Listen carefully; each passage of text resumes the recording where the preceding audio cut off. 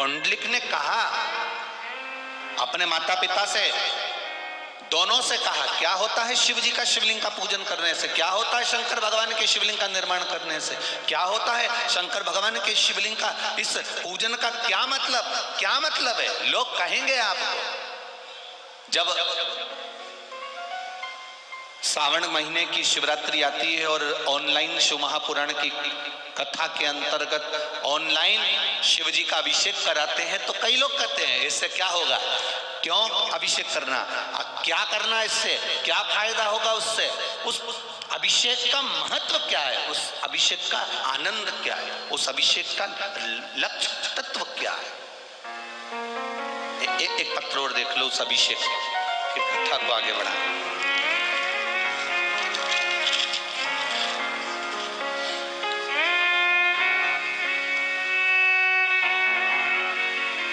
मिसो सीमा Sachin नामंदर, new Hanuman Nagar, N4 CIDCO Sambhaji Nagar से आई हूँ। कहीं बैठी हो तो हाथ हिलाइए, आप ही हैं, दोनों हाथ हिला दो। श्री शिवाय नमस्तुभ्यम। बाबा की कृपा का क्या बखान करूं गुरुदेव। मैंने आपने बताया है कि 1 लोटा जल सारी समस्या का हल होता है। बाबा को रोज अर्पण किया, पशुपति व्रत भी किया, और बाबा का क्या वर्णन करूं। मेरी लड़की सीए इंटरमीडिएट के 2 ग्रुप का एग्जाम एक साथ दी, सबने मना कर दिया था और बहुत आस छोड़ चुकी थी।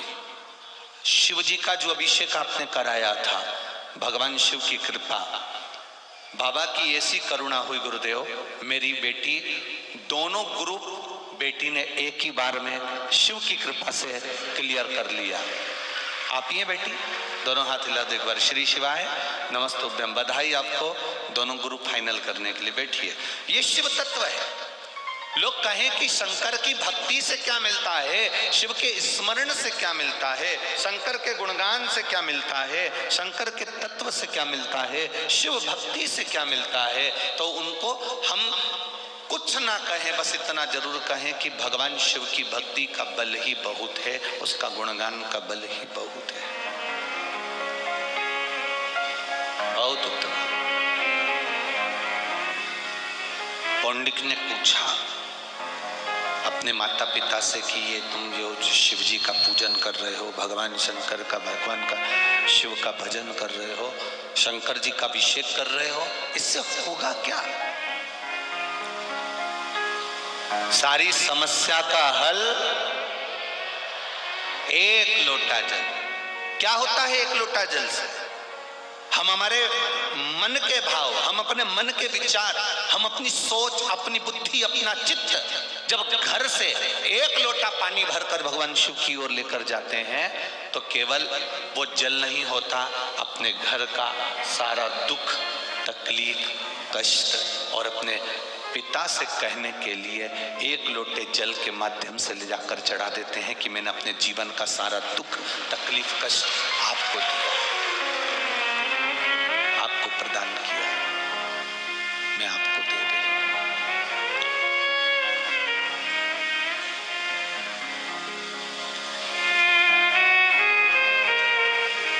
पुंडलिक ने पूछा, शिव जी के अभिषेक को देखा, शंकर भगवान की थाली को, अभिषेक की थाली को पुंडलिक थोड़ा सा हिलाया। सत्यवती ने कहा, बेटा आप हम पर क्रोध कर रहे थे, आप हमें अपशब्द कह रहे थे, चल गया। आप हमें आड़ा टेढ़ा बोल रहे थे, चल गया, पर मेरे शिव को आप छुएंगे नहीं, उसका स्पर्श नहीं करेंगे। मां विसर्जन कर दो, कुछ नहीं होता ये। अब जो बेटा बोल रहा है वही बहू बोल रही है। कभी कभी मेरा निवेदन बहुओं से है, अगर आपका बेटा पति अपशब्द बोल रहा है, अपने माता पिता से, सास ससुर से आपके आड़ा टेढ़ा बोल रहा है, अपशब्द बोल रहा है, गाली दे रहा है, कुछ ऊंचे शब्दों में बोल रहा है, तो घर की धर्मपत्नी को चाहिए, उसकी पत्नी को चाहिए कि वो अपने पति को समझाए कि इन्होंने तुम्हें जन्म दिया है, भले के सेवी हैं पर है तो माता पिता, इनका आदर तुम्हें, इनको सम्मानित तुम्हें करना है, आदर तुम्हें करना है, इनका सम्मान तुम्हें करना है।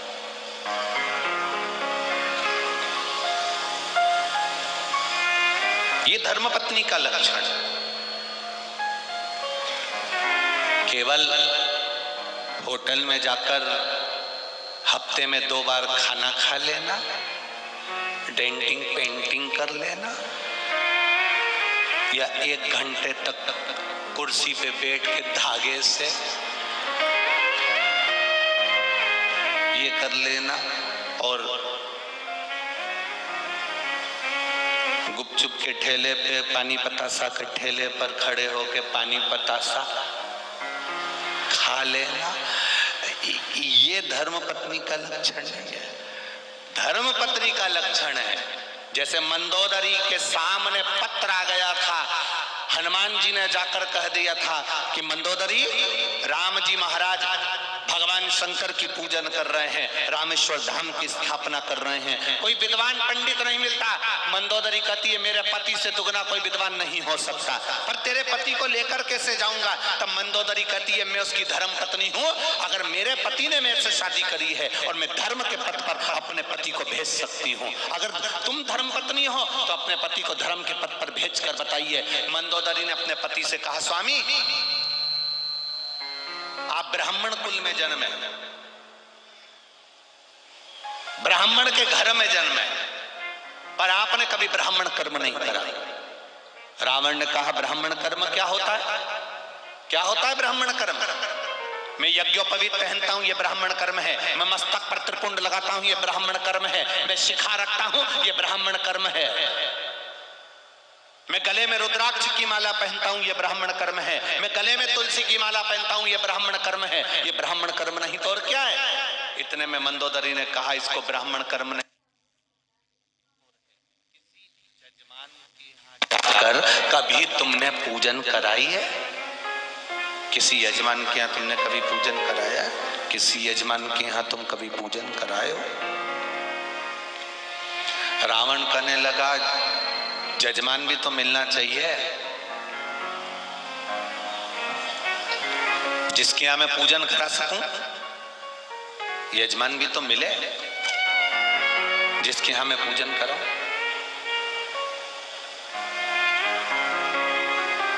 स्वामी, जिस राम जी के साथ में आपकी दुश्मनी है, वही राम भगवान शंकर की प्राण प्रतिष्ठा कर रहा है, उनको कोई विद्वान पंडित नहीं मिल रहा, आप चले जाओ ना। रावण कहते हैं वो प्राण प्रतिष्ठा कभी जिंदगी में नहीं कर पाए। मंदोदरी ने पूछा वो कैसे? प्राण प्रतिष्ठा करने के लिए जोड़े से बिठाया जाता है पति पत्नी को। पत्नी तो मेरे पास में है, अकेला पति कैसे प्राण प्रतिष्ठा कर लेगा? मंदोदरी ने कहा विद्वान पंडित करता क्या है फिर? अगर मान लो धर्म पत्नी नहीं है तो विद्वान पंडित क्या करेगा? तो क्या ये तो गुरु के ऊपर है, तो आप गुरु बनकर जाइए ना। रावण हंसता हुआ कहता है मैं और गुरु बनकर? हाँ, अगर मैं जाऊंगा ना तो सीता को ले जाना पड़ेगा, और अगर सीता को ले गया और राम ने रख लिया तो? मंदोदरी कहती है मैं वचन देती हूं कि सीता को मैं वापस लेकर आऊंगी। क्या सीता मेरे साथ जाएगी? मंदोदरी कहती है सीता आपके साथ नहीं जाएगी, पर वो बानर जिसने तुम्हारी लंका में आग लगाई थी, सीता उसके साथ जा सकती है। सीता उसके साथ जा सकती है। साक्षी में मैं चलूंगी, साक्षी में मैं स्वयं चलूंगी, साक्षी में मैं स्वयं चलूंगी। चलो। रावण सोने के मुकुट को भूमि पर रखकर सीता डोली में बैठकर जब पूजन करने के लिए गठजोड़ा बांधकर बिठाया है,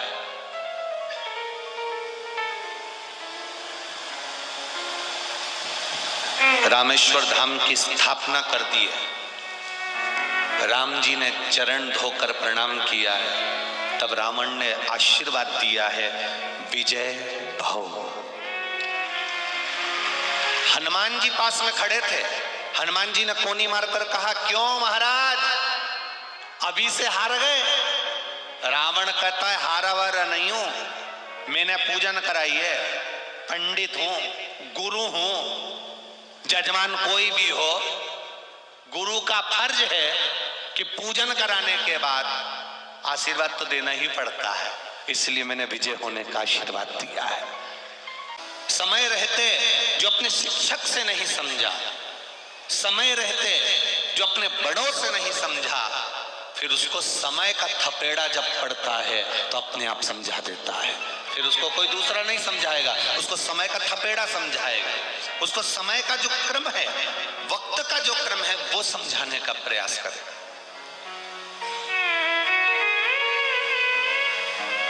एक दिन पुंडलिक की माताजी सत्यवती जी अपने पति जाहनुदेव के साथ में विराजमान थी।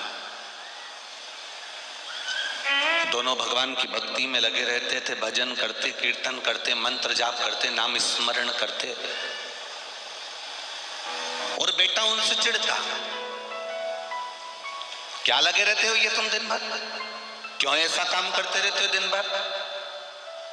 परिवार में सब तरह के लोग रहते हैं। अगर एक बहू भगवान की भक्ति कर रही है, एक बहू भगवान का भजन कर रही है, तो जरूरी नहीं है कि तुम्हारी दूसरी बहू भी भगवान का भजन करेगी।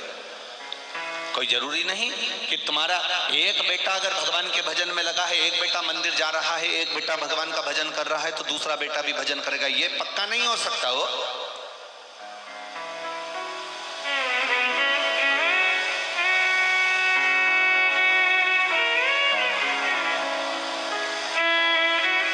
कई लोग अगर कथा श्रवण करने भी आए हैं ना, तो कई लोग कथा को देखने भी आए कि व्यवस्था कैसी करी गई, क्या हो रहा है, कैसा हो रहा है।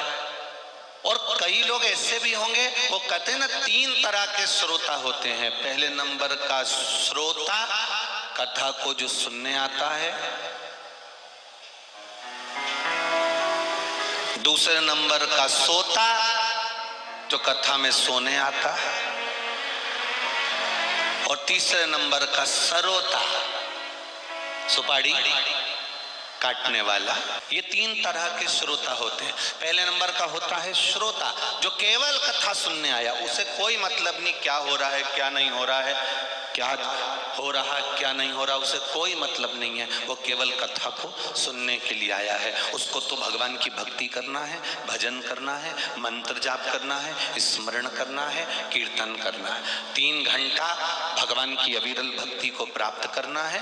5 दिन वो केवल कथा सुनने के लिए आया है। आसन बिछाएगा, सोएगा, और कथा सुनी 5 दिन की, बोरिया बस्तर बांधा और अपने घर चले जाएगा। ये होता है श्रोता। दूसरे नंबर पर है सोता।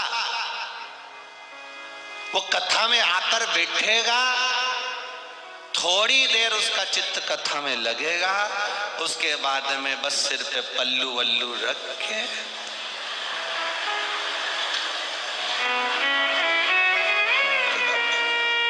अब पड़ोसन उसको जगाए भी ना कि सो रहा है, तो फिर ऐसे ऐसे क्या कर रही है? वो तो भगवान भाग रहा है, तुम्हें बुला रही है, तो सो नहीं रहा है। और तीसरे नंबर पर होता है सरोता, जो केवल कथा में कतरने के लिए बैठा है। महाराज जी ने क्या बाचा, क्या नहीं बाचा, महाराज जी ने जो बाचा उससे मतलब नहीं, महाराज जी ने जो नहीं बाचा उससे मतलब है। कतरता रहेगा दिन भर, हाँ बताओ ऐसा कर दिया, प्रसाद तो बटा ही नहीं, मैं तो प्रसाद के लिए आया था, उसने ऐसा कर दिया, हमको तो यहाँ बैठने की जगह नहीं मिली, हमें तो ये नहीं मिला, हमें तो वो नहीं मिला। वो केवल 24 घंटा सुपारी जैसा कतरता ही रहता है, केवल कतरता। पर मेरा विश्वास करता है, शिव महापुराण की कथा सुनने वाला ना तो सरोता है ना सोता है, वो केवल श्रोता है जो कथा को सुन रहा हो। वो केवल कथा सुनने आया। 3 घंटा रहकर उसे कथा का रसतत्व ग्रहण करना है, भगवान की अविरल भक्ति को धारण करना है, भगवान के चरणारविंद का रसतत्व क्या होता है, भगवान की अविरल भक्ति क्या होती है, भगवान का विश्वास क्या होता है, उसको वो प्राप्त करना, वो प्राप्त करना, अविरल भक्ति को प्राप्त। महाराज सत्यवती ने समझाया, जानुदेव ने समझाया, पुंडलिक को खूब समझाया, खूब। पर पुंडलिक के लिए सत्यवती ने कहा, पुंडलिक की मां बोली कि एक काम करते हैं, अगर ये बेटा नहीं सुधर रहा तो इस बेटे को विवाह कर देते हैं। विवाह करने के बाद कम से कम धर्म पत्नी अगर आ जाएगी तो इसको धर्म में तो लगाएगी।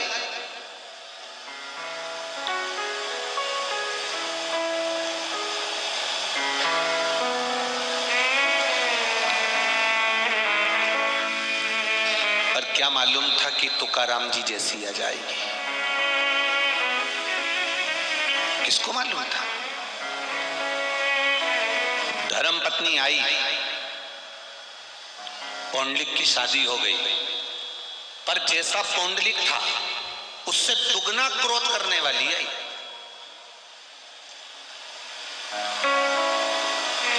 अब एक दिन पुंडलिक के माता पिता भगवान नारायण की आराधना कर रहे हैं, भगवान शिव की भक्ति कर रहे हैं, भजन में डूबे हुए हैं। शंकर के परम उपासक थे जानुदेव और सत्यवती, भगवान शिव की भक्ति बहुत करते थे।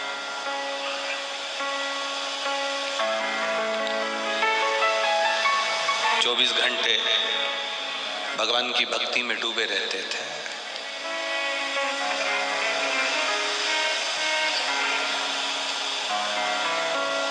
महाराज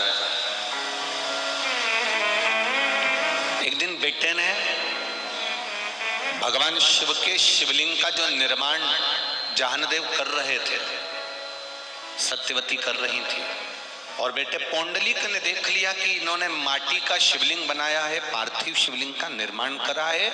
पार्थिव शिवलिंग का निर्माण करा तो पुंडलिक ने पूछ लिया, ये क्या कर रहे हो, इसके करने से क्या होता है, क्यों लगे रहते हो फालतू के काम में, क्या होगा इस। आपसे भी लोग यही कहेंगे जो पुंडलिक ने अपने माता पिता से कहा। आपको ज्ञान देने वाले ज्यादा मिलेंगे, बहुत ज्ञान देने वाले मिलेंगे। क्या होता है श्री शिवाय नमस्तुभ्यं बोलने से, क्या होता है शिव महापुराण की कथा सुनने से, क्या होता है भगवान के भजन करने से, क्या होता है शंकर जी के मंदिर में 1 लोटा जल चढ़ाने से।